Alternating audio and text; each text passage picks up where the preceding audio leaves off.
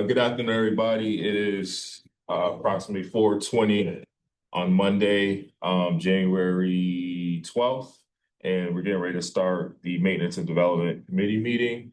I'm LeVar Click Bruce. I'm the chairman of this committee. I'm joined by my colleague, Tracy, President Tracy Whitfield, and also Chris Signoli, and I see online Victor Davila. And Chris, we're gonna turn it off to you. Sure. Thank you all the counselors for attending. No other residents. In spring of 25, Counselor Allen had notified the DPW with regard to issues surrounding food trucks on private property. We then had meetings, probably had 10 or 15 of them throughout the year. DPW, police, fire, code, planning, HHS, building, housing, everybody was involved in all these meetings. A number of city councilors attended. And the issue was around mobile food trucks, specifically on private property. We do not have an ordinance that addresses mobile food trucks. However, there is food trucks on the public way that is part of our occupancy manual inside of the DPW, and we oversee the permitting of those. Throughout the discussions of this, the issue really became noise related, hours of operation, and location. Most of the ones on private property that were problems were located adjacent to private property. The example that we were looking at was on Island Pond Road at Surrey Road, and there was a mobile food truck there. It wasn't there this year, but the year before it was there all year, operating till 3 or 4 in the morning. I don't think had a generator, but had plugs running through the parking lot. So there was a lot of issues. Then there were other locations around the city that people brought to our attention. So what we did is we put together the ordinance, which is somewhat lengthy. I'll admit that. However, a lot of it came out of the document that we had for the occupancy manual. And just to hit some of the highlights, the discussion is that whether on public or private property, a permit would be required to operate a mobile food truck. The DPW would be the entity that would issue the final permit. Entities would still require police, fire, HHS approval. Police, they need to get a license. They need to get a permit from fire if they have frylators, etc., and HHS just for overall operation. They need it from HHS now, regardless where they're operating. We set the time at 7 a.m. to 1 a.m. However, what we did is we stated that if it is located on an existing property where there's an existing business, the truck cannot be open earlier or later than the primary business on the parcel. A lot of these locations, what was happening is we were finding out that they were operating without the owner's knowledge, and the tenant was telling them that they could operate there. So, and then they were operating till 2, 3, or 4 in the morning. Operation of a food truck that's 1 a.m. is on 7 a.m. to 1 a.m. is on public property. If it's located on private property, it cannot be operating after 11 p.m. They must comply with setbacks. Permits, we decided, and again, this is open for discussion, that we would issue a permit for 6 months. Permits can then be renewed. No more than 2 food trucks on private property. I received a number of calls on that. I'm open to changing that based upon the size of a lot. But really what we were looking at is that if they're operating on private property, as long as they are not impacting the zoning, taking up parking spaces, taking up too much space for the regular location. I mentioned the one on Island Pond Road. It was essentially operating, taking up all of the handicap parking spaces and was blocking the entrance. So it was only leaving 2 or 3 spaces, 4 spaces or so for regular use, and so people were parking all over the place. If they're coming in for a permit, they got to provide us a sketch plan, basically showing where the food truck will be located and a zoning analysis that they're not impacting the zoning of the parcel. They also have to address parking, because in some of these locations, if they take up too much parking, there's no parking left for the regular use.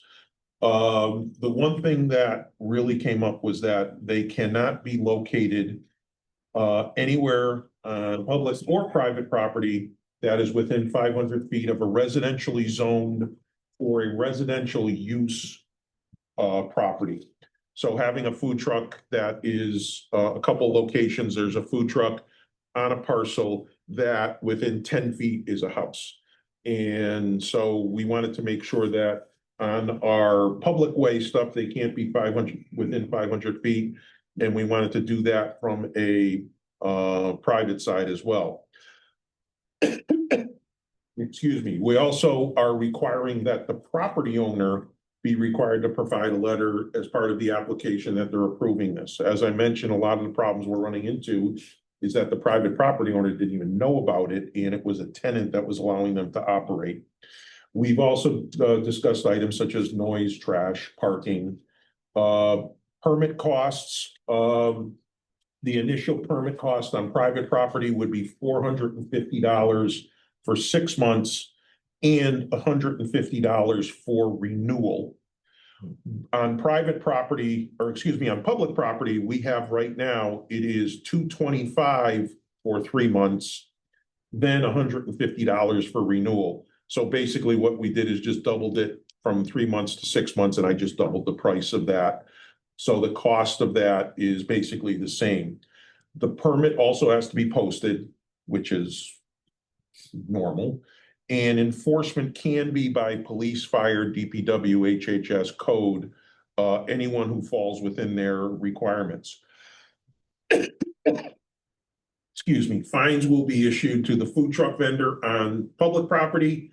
Fines will be issued to the property owner on private property. That's in compliance with zoning rules and regulations. That's same issues if we have with tenants on property. The tenant doesn't get fined, the property owner does. And that puts an extra thing on the property owner to make sure that they're paying attention to what's going on. We've listed the fines as being $100 per incident. And we've included an appeals process. As we know, people will appeal fines that they have. So what we've decided is that we wanted to make sure that if there is a fine, that there is an appeal process, that somebody can come in and fight it and state their case, make, in a lot of cases, make their case, make corrective actions, the fine goes away, and then they're looked at. So the document that's been provided, as I said, a lot of it is a reprint of what we had in the manual for private, or excuse me, public property. We've switched it over to private property. And I said a lot of the complaints that we got were basically about noise, trash, music, and parking. And the one on Island Pond Road, just, I hate to keep picking on it, but it's just using it as an example. I'm not trying to pick on them. You know, after Nathan Bill's would close, I've been in Nathan Bill's often, but after it would close, especially with students who frequent there on Friday and Saturday, you know, there would be, you know, 25, 30 cars in the parking lot there. So it was a little, you know, the neighbors would then complain, they'd call the police, and cars would then park on the street. So it was, we wanted to make sure that as many rules and regulations were followed as well. These, just as an aside, these vendors do not pay any sort of property tax associated with their business. The property owner pays his property tax, but there's nothing associated with the business. You know, they pay, hopefully they pay their whatever tax they're supposed to be paying, but there is no, we're not looking to, you know, come up with a different schedule for property taxes or anything like that. So excuse me, those are some of the highlights that we were looking for as part of this. Right now, there is no regulation at all. So when police or anybody goes out there, all they can really do is make sure they're not in, you know, they're not any issues with regard to noise or, basically breaking a law.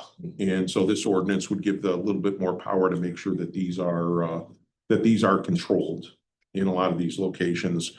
We had a couple on St. James Avenue last year, up close to our building that were basically right on the sidewalk. And, so people couldn't get by. There was trash cans there and stuff, which it was controlled nice, but it was really kind of blocking everything. So we wanted to try and get this completed for this spring, to be able to start issuing permits. Thank you, Chris, for that information. I just have two questions. Sure. On my colleagues go. I know last time this came before us, I know somebody brought up on the floor, we were gonna solicit any feedback from any of the food truck vendors to see, what their response would be to something of this, or also give some suggestions. Did we do that at all? Because I know that was one of the questions that was on the floor. One of the people that I had reached out to last year and actually reached out to me as well was former Counselor Ramos. Last year, they were part of an operation that was happening on Boston Road. And from my point of view, what they were proposing there and what was working there, I thought was working great. Big site, wasn't really bothering anybody. There was some issues that happened on the site that some of those people then moved across the street. What we did is we notified all of those vendors that were there and said, hey, we're looking to do something about this. Here's the information.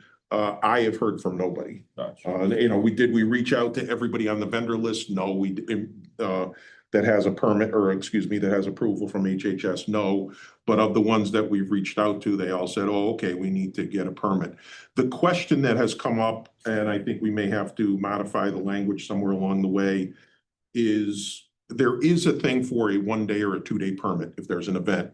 So a lot of people were kind of asking, well, if I'm just going to be there Saturday, if I'm just going to be there Friday night. And so some of that stuff may have to be looked at. That was kind of the question that we got back sometimes. However, most of these locations, people are there 4 or 5 days a week. And in some cases, they just leave the closed truck there, which is fine. I got no problem with that. So I guess that is a great question. Like, what are the festivals coming up, like Harambe, Stone Soul?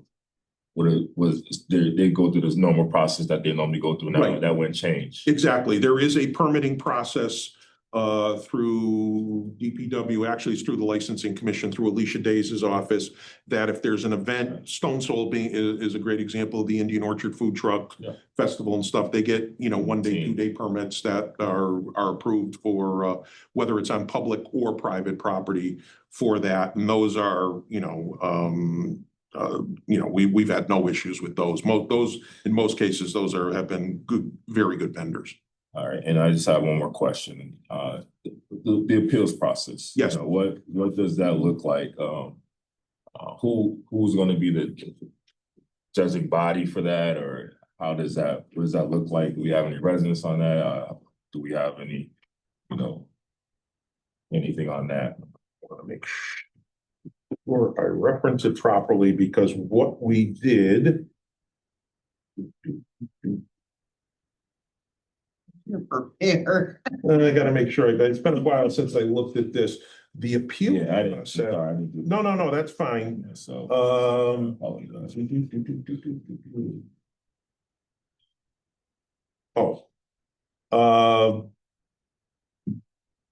any food truck vendor permit who has been revoked shall be notified in writing by any of the enforcement agents of the city of Springfield. Such vendor property owner may appeal the denial to the law department in writing within 15 days of receiving such a notice. The city solicitor and her designee shall conduct an administrative review and issue a final decision regarding an appeal within 30 days upon receiving a customer's written appeal. The city solicitor and or his designee shall advise the DPW on whether the decision to revoke said services shall be sustained, modified, or reversed. It shall be sent to the DPW, then sent to the customer and her legal representative within 30 days. This language is the exact same language that the DPW has for things like revocation of trash services and a bunch of others. So basically, if you owned a food truck and you received, and in this case, it can be a fine, but in some cases, we may revoke your permit. And if we've revoked your permit, you can come in and we've done it with people and they say, I'll never do it again. And we kind of say, okay, but it's basically a presentation to us in the law department, a representative from the law department. So if we wanted to modify that, that can be up to the council as far as I'm concerned. I don't have an issue with that. All right, thank you. All right, I yield the floor to Council President. Then I know you have questions as well. The permit, the food truck is the one that's applying. Yes. So as far as like the fines, especially for the private property, how would the owner know how much they are and like what would? The owner is part of the application process. He has to submit information because one of the things, as I said, we're figuring out is a lot of these locations. If you remember a couple of years ago over on State Street at Stebbins, there's an abandoned gas station that there was 6, 7, 8 things that were vendors that were operating there. And when we got in touch with the owner, he's like, I don't know anything about this. Didn't agree with that, but he was like, I don't know anything about this. So what we're trying to do is like, okay, if this vendor is coming in and you're making an application, you're part of the application process. So, I mean, if a vendor's not complying, the last thing I want to do is go up to somebody and say, here's a $500 fine because you did this, and this wrong. You're going to go up to them and say, fix this. You're going to get the owner notified, and the owner's going to deal. They're going to be the one dealing with trash, noise, because they're the one that's going to get if there's a other ordinance violation, too much noise, too much trash, things like that. They're going to be the ones that are getting it. So they're going to be part of the application process. And this information that is here in the ordinance will then also get added to our manual. And when it gets added to the manual, when they apply for it, everybody gets a copy of this so they know what the rules and regulations of what they're getting into. Yeah, I think that the owner should get a copy too. Oh, if it's absolutely. on the private. Absolutely. Yeah. Because And you're going to be the ones that are going to get they're going to get the fine. Yeah, hit with the fines. Yeah. That's all I had. Sorry. Thank you, Council President. Council. Thank you,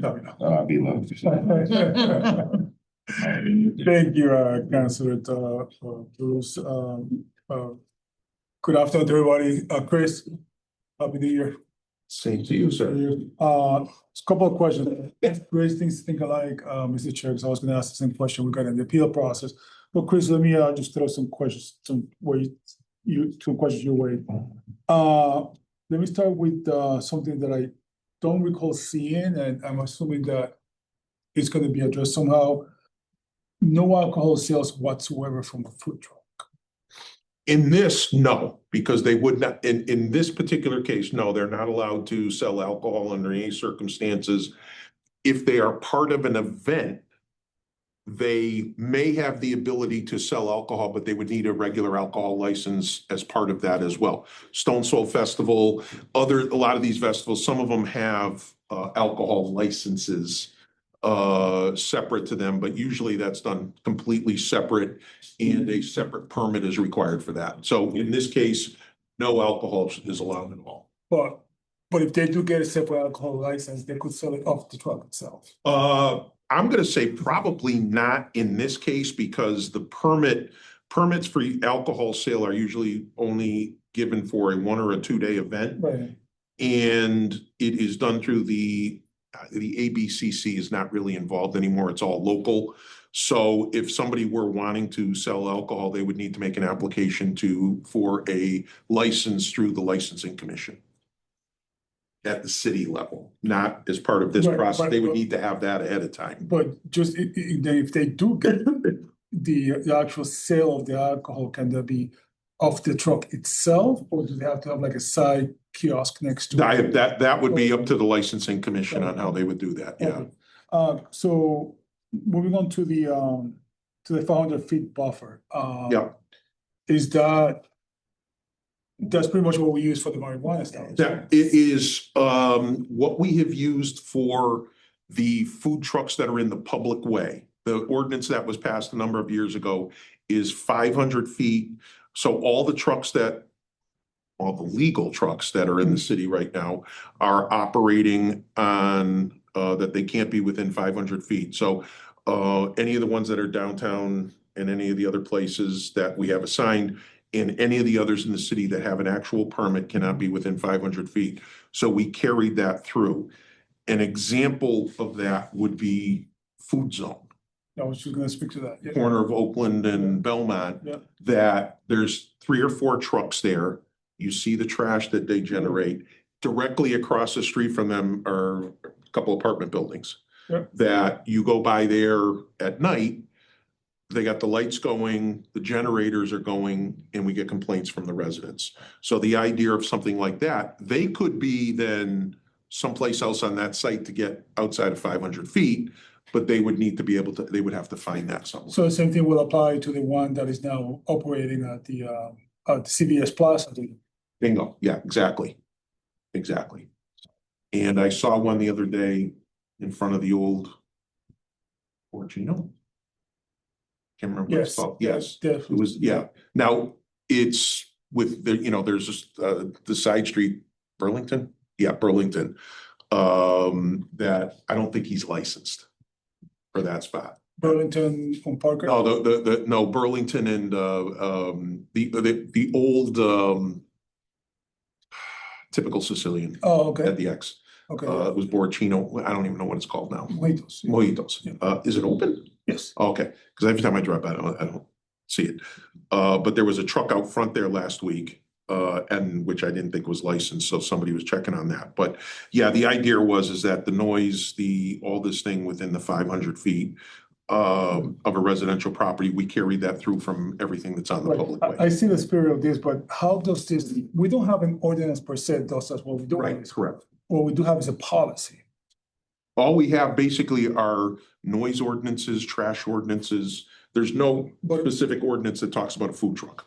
But a couple of years ago, Council President Williams was spearheading some stuff. I thought that was an ordinance, but to come to find out that's a policy. Right, it was No. done as part of the occupancy manual. Right. Okay, now. That's what we did it. And it was actually Counselor Gomez, who was, he was the one that was and Counselor Williams at the time, but more Counselor Gomez, who was trying to get it set up for downtown. So Chris, in terms of that, does that clashes with that policy? Because and right now, I'm trying to understand, you put in a permit, you put in an application, you pay a fee, and then there's designated spots throughout the city Correct. Yes, that you could go to. yes. Those spots, my educated guess, is that they're gonna be still less than 500 feet No, from where these. no, because in the manual, when we did those on the public way, it is 500 feet. So That's what, yeah, that's what okay. it says in there. As an example, if we didn't put it in there, using the food zone as an example, if the food truck on the street, if we put it on Belmont, there's not enough room, but I'm using it as an example. If you put it on the street, he couldn't operate because he's too close to the residential property right across the street. But the guy 10 feet away, who's on private property, can operate. Right. So that's why we wanted to make sure, hey, we're using the same thing. So whether you're on public or private Consistent, property, you're right. following the same rules. Would you be able to give me the actual policy that we have now? 'Cause Yeah. I have not read it. Yeah. And I definitely want to read it. Yeah, I'll send you a copy, but it is part of our occupancy manual. Can you that send we- it to all the councilors? Yeah, oh, absolutely, Please. yes. And just looking. And I have one more question. for Sure. you. And so, with regards to, and I looked at the proposed ordinance, and I don't recall this, Article 4 about the Italianized and sidewalk vendors. Can you give us a quick overview on that? Which specific? Italianized Oh, and sidewalk vendors. yeah, and I gotta refresh my memory a little bit on that, because as long as they are mobile, we as a city really don't have an issue with them. It's when they're just setting up static there. This particular summer, I can't remember the name of the company, but they came into the city and there was probably 25 or 30 of those Italian ice vendors around the city. And I felt bad. I saw these old women literally pushing carts around. There was one on Island Pond Road in front of the Rockies Plaza. And she would sit there all day. And cops basically go towards like, look, just move back and forth a little bit, just because they would sit on the sidewalk and kind of play. And they had the big umbrella and everything with that. So, yeah. And it was like, if they're going to do that, as long as they're mobile, we don't have an issue with it. And I think before I say that,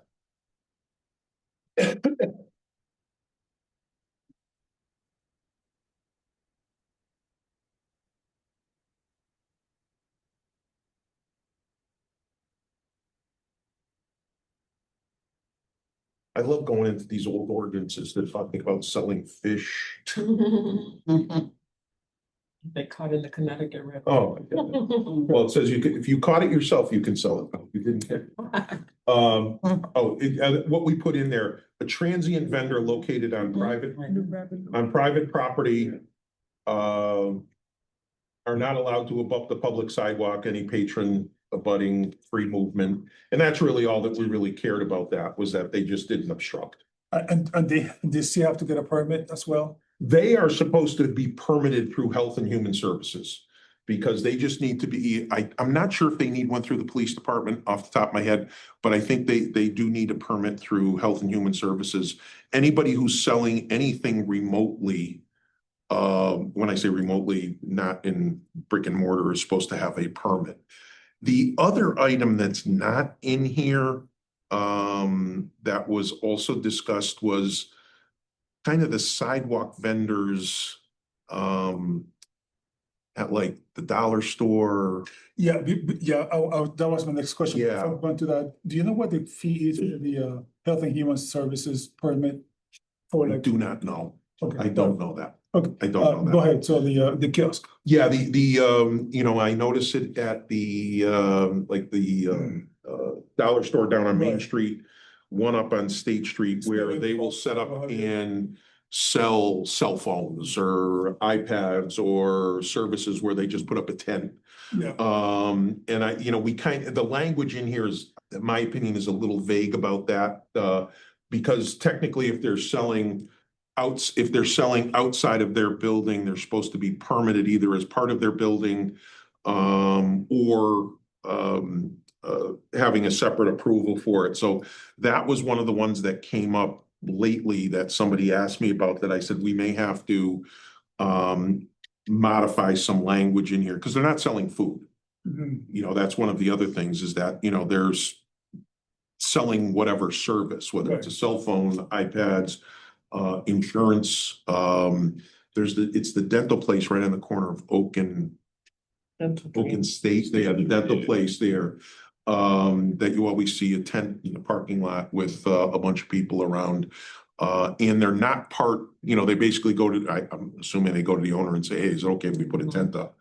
And so from a food perspective, we're not really too nervous about it. All we really care about is, keeping the sidewalks clean and, not, restricting access. So that also does create traffic issues. Like that In was some one of the cases, yeah. issues. Like I've been Yeah. there myself, and it could be rough. Yeah, the dollar store on Belmont does it from Yep. time to time. Yep. And so I know the Wayfinders down here also has pop-up tents. Yes, Selling cell phones or what have you. So yeah, that's something that the one thing that I will say is like an Italianized. I just got this poor lady's. I know you're talking about image in my mind. I give them a little love and respect, but they so bad for her. And so we should try to try to be as what's the word I'm looking for? I don't want to say accommodating, but supportive. That was the because Kinda get the they feeling work they- hard. Kind of get the feeling they just give them they give them the thing, then they give them the product and say, give us money every so often. The woman who was there on Island Pond Road, she pushes it up Island Pond Road and then up Roosevelt Avenue. So when you cross the General Edwards Bridge and the hill goes up, watching this poor, she looks like she's 75 years old, pushing it up the hill on the sidewalk, at 6 o'clock at night in the middle of summer. Yeah. You better sell a lot of Italian ice for that. Yeah. So that's all the questions I have. Thank you, Mr. Chair. Also want to recognize Counselor Govan, in attendance. One more question I have, Chris, and then I'll see if Counselor Govan has any questions, but are we up against any sort of timeline with getting this pushed through? I know we want to get it for the spring, summertime, obviously. My preference is that I would want to have it in place so that I'm gonna say mid-March. Okay. So that when vendors start April, May, start doing it, we can at least let them all know as they're coming in through, whether through HHS or through us, to be able to let them know what they need. Okay. The ones that are in the public way, we already have those taken care of. And a question you had before about, did we notify basically everybody that we have in our database? We let them know, hey, if you're going to be operating on private property, because some of them do from time to time, they said, oh, okay, we just need to know. Right. So also we want to follow comment.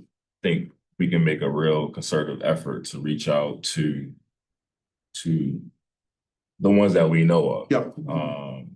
Kind of getting them some and giving them the opportunity to have feedback and or give them a heads up that this is coming up. Yep. Because again, I knew that's my remembrance. That was a lot of the questions that we had on the floor. What we could do is that if we go through, for example, if we go through first step today, what we can do is through HHS, they have a database, and we can just I can notify, I can't remember who was doing it through HHS. I can't remember the name. Just set them and say, hey, we're doing this. Here's a copy of it. Can you just send it out to all the vendors? Okay.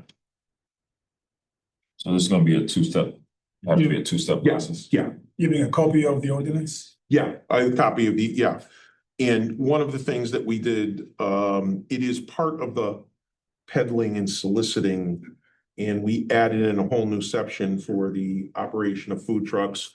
Up front, we made a couple small changes or additions mostly that just reference food trucks and things like that, just to make it work. So we could I could notify them, give them a copy of this and say, hey, we did first step. And if there are any things that come up tonight that one of the counselors requests that, hey, we should modify A, B, or C, I can make those modifications, give it to them, send it out. Do we have 2 meetings in February or 1? 2. 2. So if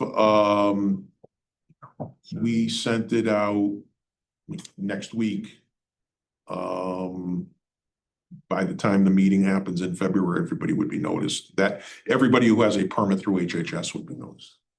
And everybody who doesn't have a permit through HHS should know anything. We need to figure out who they are so we can get that revenue. Right, well, Okay. yeah. So those questions I have. Yeah. Counselor Govan, they. I guess I would like to see what you're proposing. Haven't seen it. I don't know if it was sent out or not, but I just would like to see it and look at it. Here. Here, read it. No. Here's a Yes, copy. please. There's two items. Just a little brief on that. And this is it right That's here, the- basically. I can, Council, I could send you the entire ordinance, because we have a food, peddling and soliciting ordinance, which I added that to. There is another ordinance that I'm working on for. I'm drawing a blank on it. Outdoor seating that I've sent to the clerk because I'm trying to figure out where it should go as far as ordinance, because we did a thing on outdoor seating the same way a number of years ago, pre-COVID. And it was modified as obviously as part of COVID. And right now there are no regulations that talk about an entity having to utilize outdoor seating. You mean the restaurant? Yeah, restaurant or something like that, yeah. Okay. So, it's becoming a bigger thing around with some of the vendors, so.